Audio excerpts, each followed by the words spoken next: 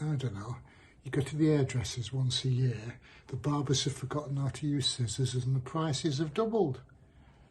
That's horrible. Right, it'll grow out. Right, I'm Loz, welcome to Grandpa's Workshop. I've got a couple of questions for you. You remember me first channel introduction video when I said it'd be snap tests? I need some advice. So, first of all, where have I put it? Right, I don't know if you can see that. That's 6mm birch ply with some light. You know, the gremlins have got me stuff again. Light oak wood dye. That's light oak. I got it, and I'll show you, to match the original colour theme of the garage, which is a mahogany stain and light oak. At the bench behind here, you can see it's got a light oak front and a mahogany top. And I'll show you them. I got some cheap box frame wall storage. They were in a light oak finish as well. I've started building those wall mounted cupboards and drawers based on modding the IKEA Mopper little chest of drawers, only because it's dead cheap and I'm cack-handed with making joints. And I thought I'd stain them light oak so it would all match in. Now I'll show you. I did the first, which is the smaller of the three, and the thing just soaked it up. I'll show a picture of it. It's really dark. I've tried all sorts of ways. I've tried the foam brush, I've tried an ordinary brush, I've tried a cloth, and I've tried one of the little scouring sponges, and it still comes on too dark. So your advice, guys, that do this sort of thing a lot more than I do, how do I wipe it on without it soaking in and going really, really dark? That's the first question for you general guys.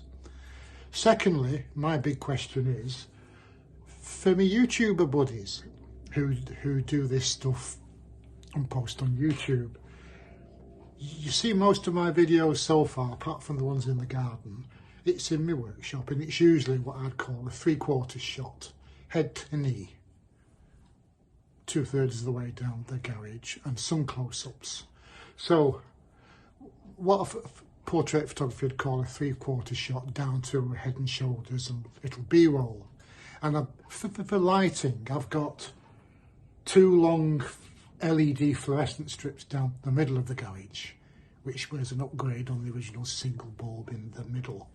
And side lighting from the windows in the door and that side window in front of the bandsaw, which gives me like a ish 2-point lighting. And that's managed so far, except of course, depending on the time of day I film, it's either okay, or especially in the winter, the sun's come round, there's no cloud, and it's really point source lighting through those windows, and I have heavy shadows, and I'm casting a shadow on the bench, which sort of defeats the object of showing any details.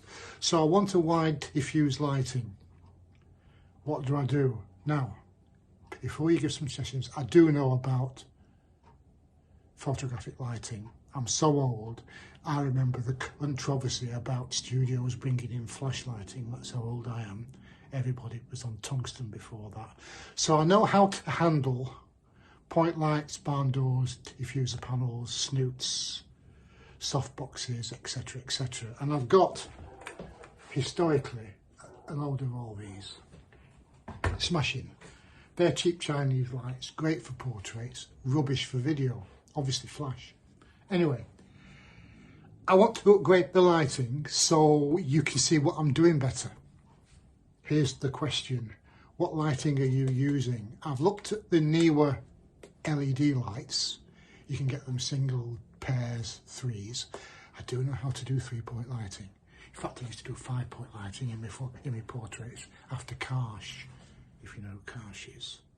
Shows you how young you all are if you don't know who Karsh is. Anyway, I've tried using these with the little soft boxes, and of course the modelling lights are just not strong enough to even add to the lighting I've got. So What do you use? It's not got to be too expensive, and I'm okay doing it in the new year over a period of time. I want to do tabletop, you know, where you see the hands and the stuff, tabletop tool reviews, because I like tools.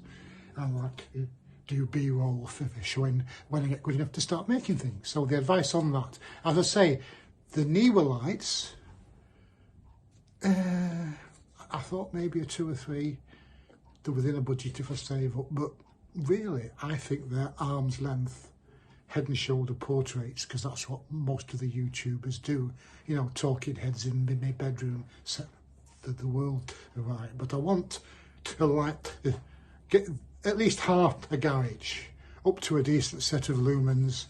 I know what lumens and lux are as well, although I'd have to look it up. It's 30 years since I did any calculations on it. So that's the question. What would you suggest maybe building up over a period of time? Okay, before I go, 233 subscribers. I've no idea where you're coming from. I think I left the door open overnight. I'll have to buy more biscuits for the biscuit tin. Good to see you all. I'm happy you've come. Please stay, like and subscribe. Comment in the comments section. That's what I'm here for. Join the other guys. We're having a ball. You take care. Crack on and do something else in your own workshop, and I'm off for a cup of tea, and I'll see you next time. Cheers guys.